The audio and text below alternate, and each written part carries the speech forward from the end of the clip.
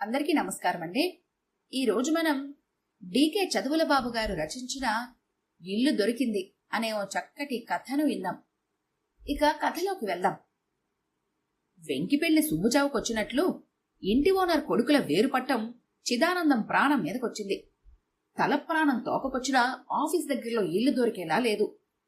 ఇంటి కోసం తిరిగి తిరిగి కాళ్లరిగి మోకాళ్లలోకొచ్చాయి. ఇల్లు మాత్రం దొరికేలా లేదు అన్నాడు చిదానందం ఆయాసపడుతూ.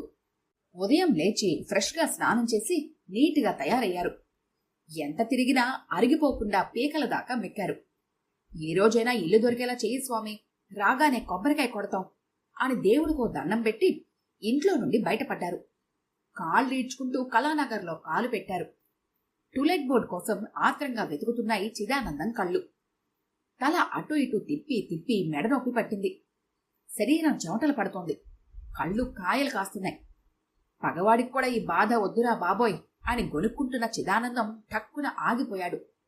కొంత దూరంలో ఓ ఇంటి ముందు టూలెట్ బోర్డు వేలాడుతోంది. కళ నిజమా, వైష్ణవమాయ అని తనను తాను ఫెడీల్మని చెంప మీద ఓ దెబ్బ కొట్టి చూసుకొని నిజమేననే నిర్ణయానికి వచ్చాడు. కాంతం, కాంతం, అదిగో ఇల్లు అంటూ ఓ గెంతు గెంతి చంకలు గుద్దుకున్నాడు. సంతోషం పట్టలేక కాంతం కూడా ఓ 2 చుట్లు గిర్రున బొంగరంలా తిరిగింది. వాళ్లను చూడగానే పక్కింటి నుండి రోడ్డు రోలర్లా ఉన్నావిడ వెదురుకర్రలా ఉన్నాయన దగ్గరికొచ్చారు. రండి రండి, ఇల్లు మాదేనండి. నా పేరేమో సుబ్బలక్ష్మండి. ఈయన మా వారు సుబ్బారావండి. రోడ్ రోలర్ లాంటి సుబ్బలక్ష్మి చెప్పింది.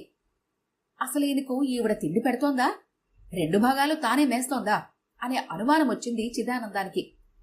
ఉడతకెందుకు ఊళ్ళో పెత్తనం అనుకొని అనుమానాన్ని పక్కన నెట్టేస్తూ ఇల్లు చూపిస్తే చూస్తామండి అన్నాడు. నడుముకున్న తాళాలు బయటకి తీసింది సుబ్బలక్ష్మి. ఆ ఇంట్లో దుమ్ము ధూళి చూడగానే చిదానందం కాంతం అదిరిపడ్డారు. ఏ ఇక్ష్వాకుల నాటి కాలం నుండో ఖాళీగా పడి ఉన్నట్లుగా ఉంది. కొంపల ముంచే బాడుగు చెప్పుంటారు. ఖాళీ పడకేం చేస్తుంది? గొనుక్కున్నాడు చిదానందం. బాడుగు ఎంతండి అడిగింది కాంతం. 800 ఇచ్చుకోండి చాలు చెప్పింది సుబ్బలక్ష్మి. ఆశ్చర్యంతో అదిరిపడ్డాడు చిదానందం. మళ్లీ ఫెడేల్మని చెంప మీద కొట్టుకొని నిజమేనని నిర్ణయించుకొని అమ్మో అంత చౌకా అని ఆనందం పట్టలేక ఉబ్బి తబ్బిబ్బయ్యాడు. ఓ క్షణం గుండెల నిండా గాలి పీల్చుకొని షరతులు అవేనండి, కండిషన్స్ ఏమైనా ఉంటే చెప్పుకోండి అన్నాడు.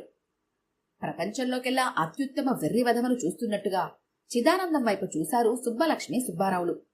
అదేనండి, మేకులు కొట్టద్దు, కొంపలో నలుగురే ఉండాలి, చుట్టాలు పక్కాలొచ్చి వారాలుండకూడదు, రాత్రి 9లోగా కొంప చేరాలి, తలుపునకు తాకకుండా వెయ్యాలి, చీమలు చావకుండా నడవాలి, వగైరా వగైరా అడిగాడు పళ్లన్నీ బయటపెట్టి చిదానందం.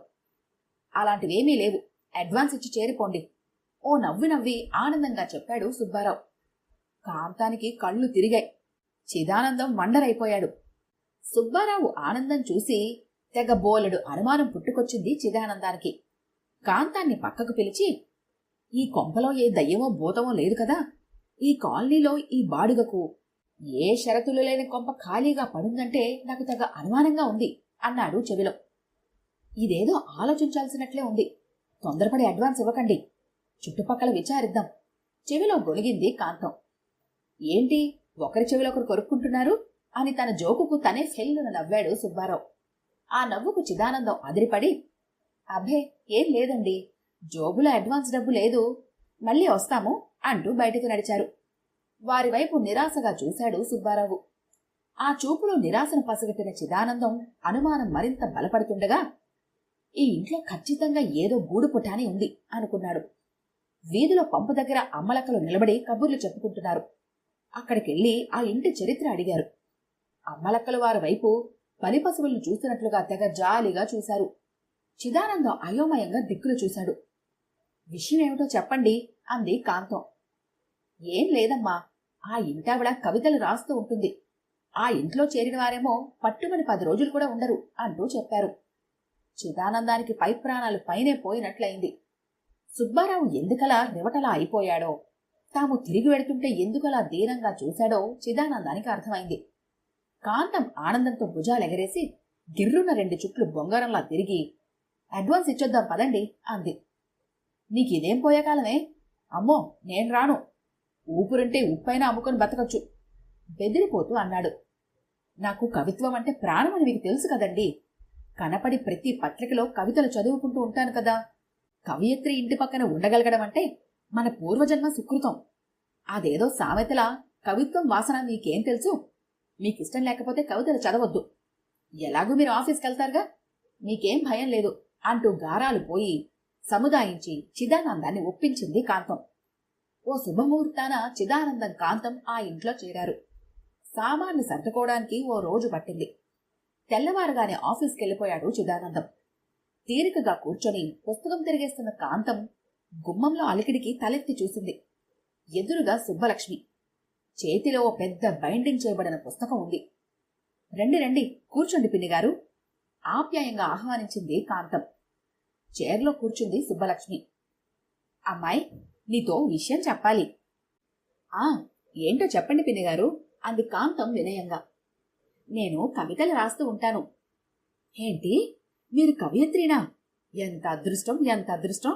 నాకు కవితలంటే ప్రాణం పిన్నిగారు. పత్రికల్లో మీ పేరెప్పుడు చూడలేదే. ఏదైనా కలం పేరుతో రాస్తూ ఉంటారా? ప్రపంచంలోని ఆశ్చర్యాన్నంతటినీ ముఖం మీదకు తెచ్చుకుంది కాంతం. కలం పేరా నా బొంద, అలాంటిదేం లేదమ్మాయి. పత్రికల వాళ్లకు నా కవితలు అర్థం చేసుకునే శక్తి, వేసుకునే అదృష్టం లేక త్రిప్పి పంపారు. రాతప్రతులన్నీ బైండింగ్ చేయించుంచాను గర్వంగా భుజాలెగరేస్తూ చెప్పింది. ఆ మాటకు కాంతం అదిరిపడింది. అయ్యో, అమ్మో, బాబోయ్, తిరిగొచ్చిన కవితలా? వాడి తడాకా ఏంటో వేరే చెప్పనవసరం లేదు అని మనసులో గొనుక్కొని బిత్తర చూపులు చూసింది కాంతం. ఏంటమ్మాయి అలా చూస్తున్నావు? తీరిగ్గా ఉన్నావని నా కవితలు వినిపిద్దామని వచ్చాను. అన్నట్లు మీ ఆయనేడి? సూటిగా విషయంలోకి దిగుతూ అంది సుబ్బలక్ష్మి. కాంతానికి పై ప్రాణాలు పైనే పోయాయి. మా ఆయన ఆఫీస్కెళ్లారు. పుస్తకం ఇచ్చి వెళ్ళండి పిన్నిగారు, చదివిస్తాను చెప్పింది కాంతం. పుస్తకం ఇచ్చి వెళ్తే ఏం జరిగే అవకాశముందో సుబ్బలక్ష్మికి అనుభవమే. ఇలాగే ఓసారి కౌసల్య అనే ఆవిడికి పుస్తకం ఇస్తే చదువుతానంది. సుబ్బలక్ష్మి ఆలోచించి పుస్తకంలో అక్కడక్కడ ఎండిన ఆకుల ముక్కలు, సన్న కాగితం ముక్కలు, ఇసుక రేణువులు ఉంచిచ్చింది. కౌసల్య పుస్తకం తిరిగిస్తూ, మీ కవితలు అద్భుతంగా ఉన్నాయి, అమోఘంగా ఉన్నాయి అంటూ ఆకాశానికి ఎత్తేసింది. తీరా ఇంటికెళ్లి చూస్తే ఆకు ముక్కలు, కాగితం ముక్కలు, ఇసుక రేణువులు పుస్తకమే తెరవలేదంటూ వెక్కిరిస్తూ కనిపించాయి. ఆ రోజు నుండి సుబ్బలక్ష్మి చదివి వినిపిస్తుందే కాని చదవమని ఎవ్వరికీ ఇవ్వదు. ఆమె కవితలకు భయపడి జడుపుతో చుట్టుపక్కలందరికీ జ్వరాలొచ్చాయి. అంతా తప్పించుకు తిరుగుతూ ఉంటారు. ఎవ్వరూ దొరక్క ఇంట్లో విధి లేక దొరికే సుబ్బారావు పీనుగైపోయాడు. పర్వాలేదమ్మా, నేను వినిపిస్తానుగా. చదవటానికి ఓ స్టైల్ ఉంటుంది, అది చదివితేనే మజా. పనిలో పనిగా మీ ఆయన వింటారు. సాయంకాలం వచ్చి వినిపిస్తాను. మచ్చుక్కి నీకు 4 కవితలు మాత్రం వినిపించి వెళ్తాను. నీలాంటి కవితాభిమాని దొరకటం నా అదృష్టం అంది పొంగిపోతూ సుబ్బలక్ష్మి. ఇంట్లో పనుంది పిన్నిగారు, సాయంత్రం రండి, మా ఆయన కూడా ఉంటారు దిక్కులు చూస్తూ చెప్పింది కాంతం. అలాగేనమ్మా, వెళ్ళొస్తాను అంటూ వెళ్ళిపోయింది సుబ్బలక్ష్మి. సాయంకాలం చిదానందం రాగానే వచ్చింది సుబ్బలక్ష్మి. విషయం తెలిసి చిదానందం జడుచుకున్నాడు. నా ప్రాణం మీదకొచ్చిందేంట్రా దేవుడా అని లబోదిబోం అన్నాడు. తన కవితల మిత్రుడు గురునాథం గుర్తొచ్చాడు. తను చలిజ్వరంతో 2 వారాలు మంచం ఎక్కడం గుర్తొచ్చి బిత్తర చూపులు చూశాడు. రెండమ్మాయి, కూర్చోండి అంది పుస్తకం విప్పుతూ సుబ్బలక్ష్మి. ఆకలిగొన్న పులిలా చూస్తోంది సుబ్బలక్ష్మి. బలికి నడిచే మేకపిల్లలా కిమ్మనకుండా వచ్చి ఎదురుగా కూర్చుంది కాంతం. ఏడవటం ఒక్కటే తక్కువ. ఇప్పుడే వస్తానండి అంటూ పరిగిన ఇంట్లోకెళ్ళి క్షణంలో తిరిగొచ్చి సుబ్బలక్ష్మికి దూరంగా కూర్చున్నాడు చిదానందం. మొదలుపెట్టింది సుబ్బలక్ష్మి. గోడ రాళ్లు పడుతున్నట్లుగా ఉంది. వడగండ్లవాన నడినెత్తన కురుస్తున్నట్లుంది. ఒక్కో కవితాబాణం సంధిస్తోంది సుబ్బలక్ష్మి. కాంతం మెదడు మొద్దుబారుతోంది. ప్రపంచంలోకెల్లా అత్యుత్తమ వెర్రి వెంగళమ్మలా కూర్చుండిపోయింది. పగవాడికి కూడా ఈ బాధ వద్దురా బాబోయ్, ఎన్ని జన్మల పాప ఫలితమో మనసు రోధిస్తోంది. మలేరియా రోగిలా కాంతం వణికిపోతోంది. భలే భలే, ఓహో, ఆహా, కవితలు అద్భుతంగా ఉన్నాయండి, వన్స్ మోర్ కానివ్వండి వంతపాడసాగాడు చిదానందం. చిదానందం తాళానికి మరింత రెచ్చిపోయి విజృంభించింది ఆవిడ. కాంతానికి కడుపులో ఎలుకలు తిరుగుతున్నట్లుంది. మెదడులో బొద్దింకలు పాకుతున్నట్లుగా ఉంది. మొహంలో నెత్తురు చుక్క లేకుండా ఇంకిపోయింది. భర్త అంత సంతోషంగా ఎలా భరించగలుగుతున్నాడో కాంతానికి అర్థం కాలేదు. అనుమానం వచ్చి దూరంగా కూర్చున్న భర్త చెవుల వైపు చూసింది. అక్కడ ఉండాల్సిన హీరింగ్ మిషన్ లేదు. ఓహో, ఈ చెవిటి మహారాజు హీరింగ్ మిషన్ తీసి ఇంట్లో పెట్టి వచ్చాడన్నమాట. ఉండని, ఈయన చెవిటి మాలకం పని చెబుతాను అనుకుంటూ లేచి, కొంచెం పనుందండి, మళ్ళీ వస్తాను పిన్నిగారు అంటూ ఇంట్లోకి నడిచింది కాంతం. కాంతం వెళ్ళగానే సుబ్బలక్ష్మి లేచి నిలబడి, అల్లుడుగారు, ఇప్పటికి చాలు, ఇంట్లో ఇలాంటి పుస్తకాలు ఇంకా 4 ఉన్నాయి, మళ్ళీ రేపు వస్తాను అంది ఓ నవ్వు నవ్వి. అలాగలాగే అత్తయ్య గారు అన్నాడు చిదానందం. అంతలో, ఏమండి, మీ హీరింగ్ మిషను ఇంట్లో మర్చిపోయారు అంటూ పరుగున వచ్చి చేతికిచ్చింది కాంతం. ఉష్, అది కావాలని ఇంట్లో పెట్టేశాను, గట్టిగా అరవకు, ఆవిడ వింటుంది అన్నాడు చిదానందం. చెవిటి మిషన్ తగిలించుకుని, ఎలా ఉంది మన ప్లాను అన్నాడు. ఆ అంటూ నోరు తెరిచి ఉండిపోయింది కాంతం. ఏదో విధంగా చవకగా ఇల్లు అద్దెకి దొరికిందని ఆనందించాడు చిదానందం. ఈ కథ కనుక మీకు నచ్చినట్లయితే లైక్ చేయండి, షేర్ చేయండి. మరిన్ని ఇంట్రెస్టింగ్ కథల కోసం మా ఛానల్ని తప్పకుండా సబ్స్క్రైబ్ చేసుకోండి.